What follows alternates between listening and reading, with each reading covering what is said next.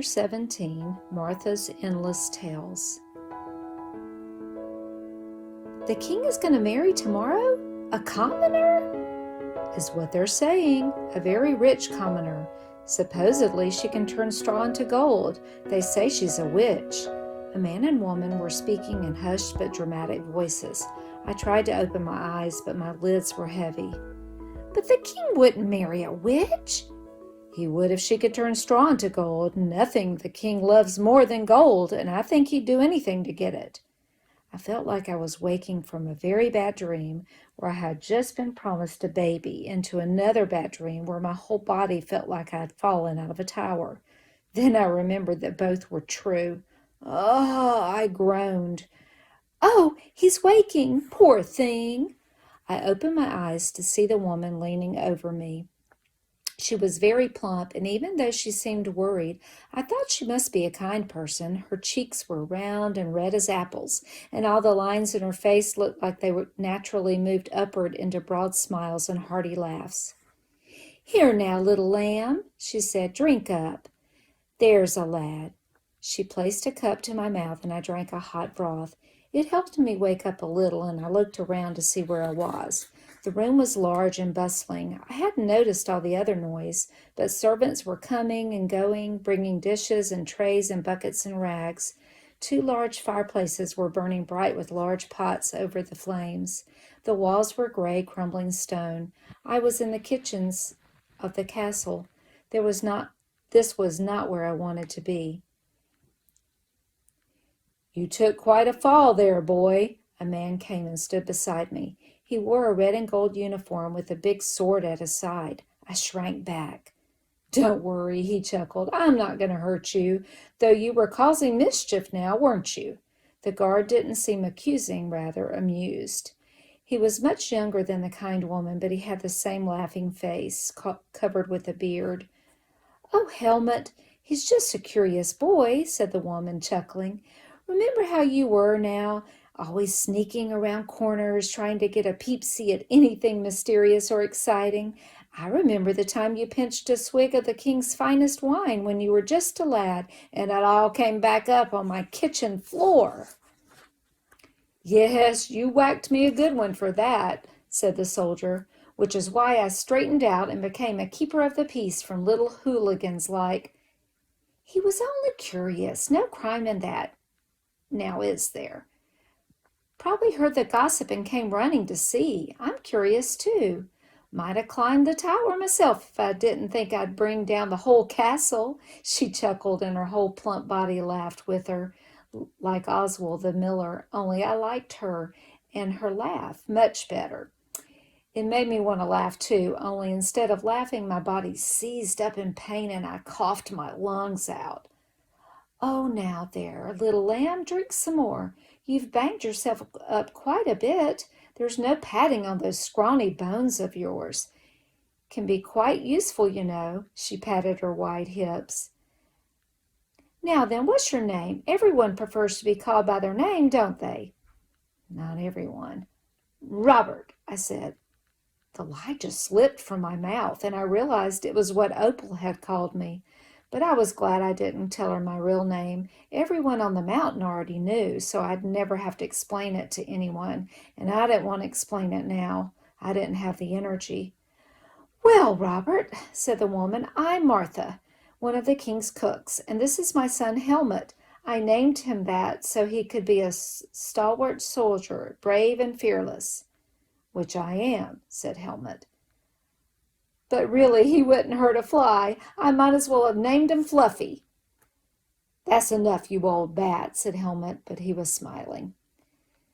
"That's mother to you, Fluffy. Now give me those stockings." Helmut held out a pair of stockings worn through with holes, and Martha began to darn them. It reminded me painfully of Gran. Gran used to darn my stockings. Now they had a lot of holes in them. I could feel my toes sticking out, rubbing against the worn leather of my shoes. "Well," said Helmut, "I'd best get back to my post. Looks like we'll need to be extra vigilant to keep young hooligans like from trying to get a peek at the future queen. The king has ordered a double guard around her chamber." He winked at me, then kissed his mother on the cheek and left. Martha looked after him as though she were very proud, even as if she even if she did tease him about his gentleness. I wondered if my mother ever would have looked at me like that had she lived. Now, Robert, she said. I looked around a bit, wondering who she was talking to, until I remembered that I was Robert. What brings you here? You don't belong in the castle now, do you?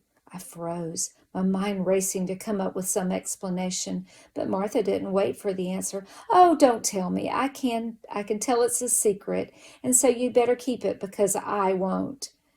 Strange business, this girl in the gold. No good can come of it, if you ask me. I never saw anything good come of magic in the end, you know. Always a price to pay.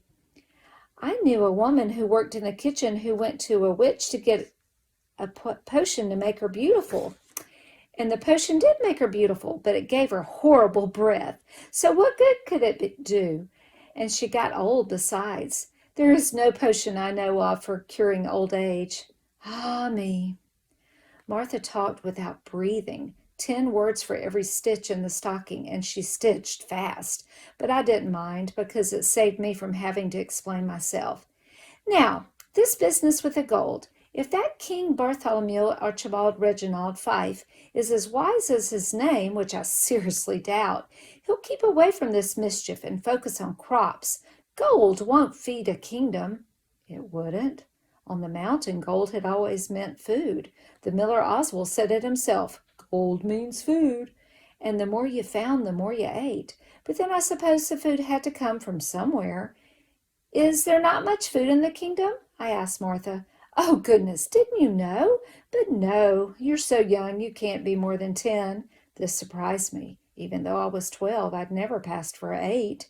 I was delighted to be pronounced 10. Well, continued Martha, the crops in the valley have suffered from bad weather and such. It's not a famine this year, but if we have another poor harvest, well, then we can add a little more water to our stew.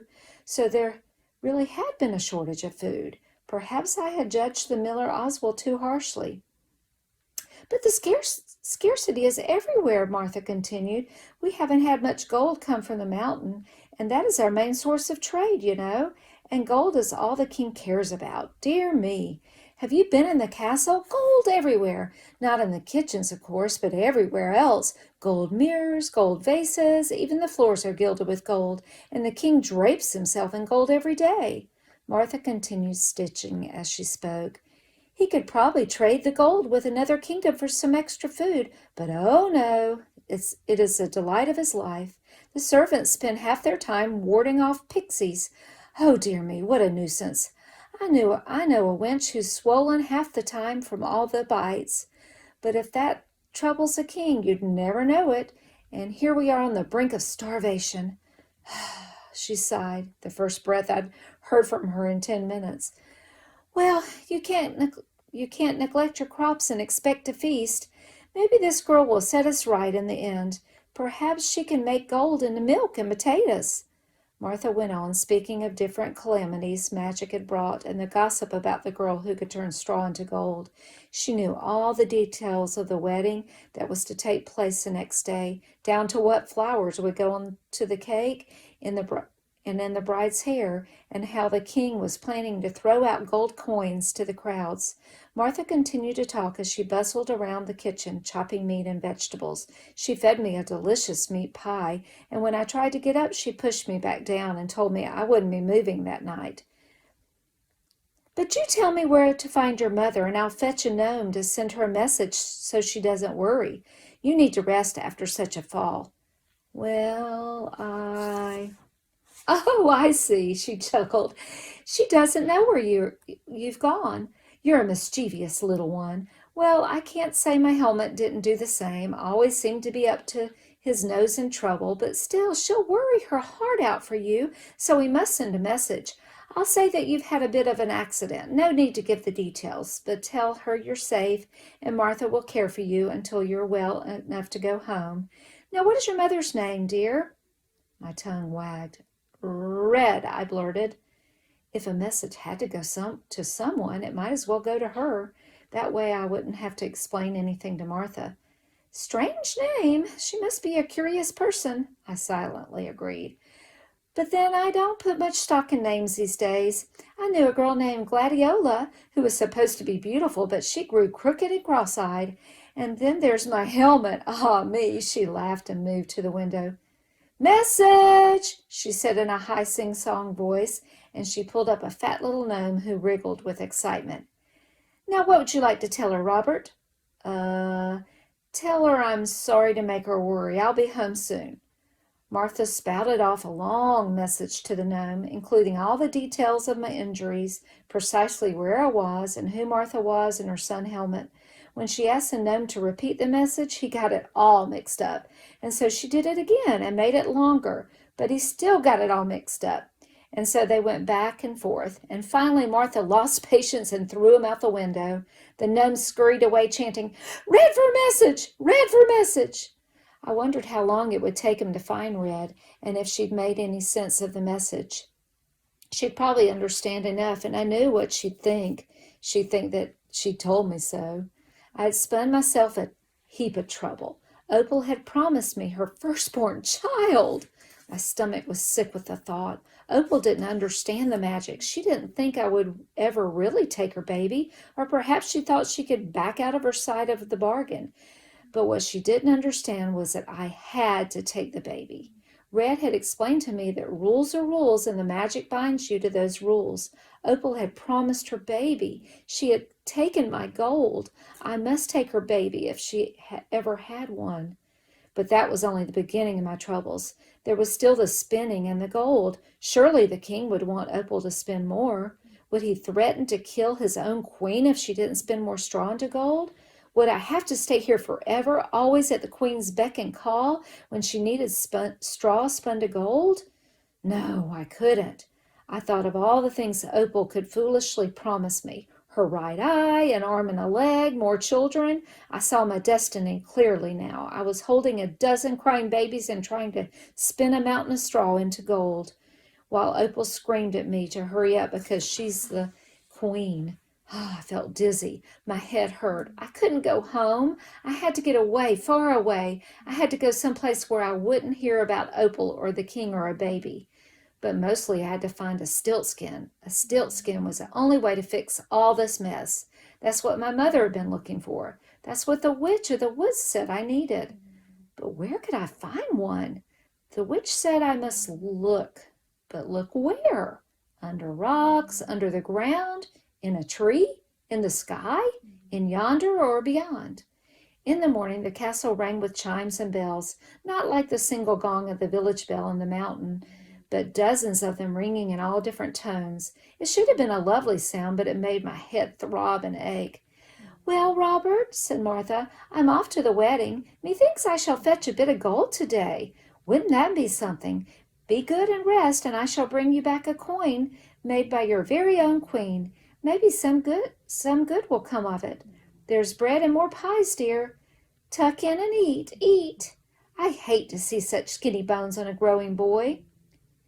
When Martha was gone, I sat up and threw off the blankets. I slid out of bed, wincing at the pain in my sides. I felt dizzy on my feet and steadied myself for a moment. Martha had placed all my things neatly by the fire, my shoes and my little satchel with the bobbin and water skin. I ate another meat pie and a slice of bread, and because Martha told me to eat, I put the loaf of bread in my satchel and another pie. I felt guilty, but I needed some food to travel. I wished I could do something for Martha for being so kind to me, spin her a spool of gold or a pile of it. But for all her kindness, she hadn't made me any bargains. Besides, she didn't have a spinning wheel. And quite frankly, I was done with spinning. It was time to leave it all behind forever.